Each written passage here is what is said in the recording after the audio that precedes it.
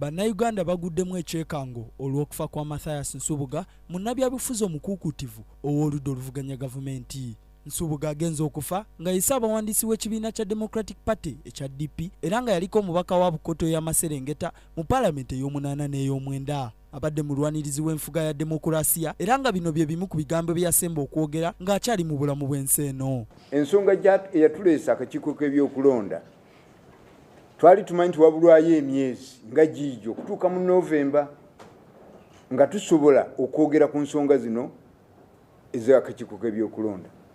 Era yalagira akulira oludda lwa gavumenti Prime Minister Dr. Ruhakana Rugunda n'amugamba nti mu mwezi gw'omunaana nga gutandika kanziremu nsisinkana abantu bano ensonga eno tugyogereko tugikkaanye tulabe nga bwe binaagenda.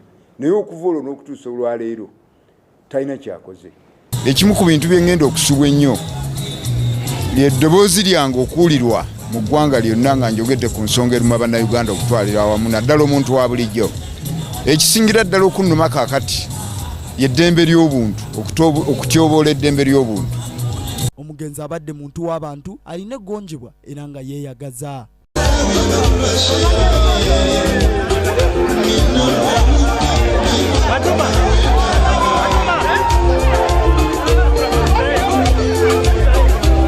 Abadde musajja mufumbo eri Joyce Kawaya Nsubuga era ng'omu ku baana be Marion Wasajja y'omukyala w'omulangira David Wasajja. Steven Turgargayo, KTV, Amalindirire.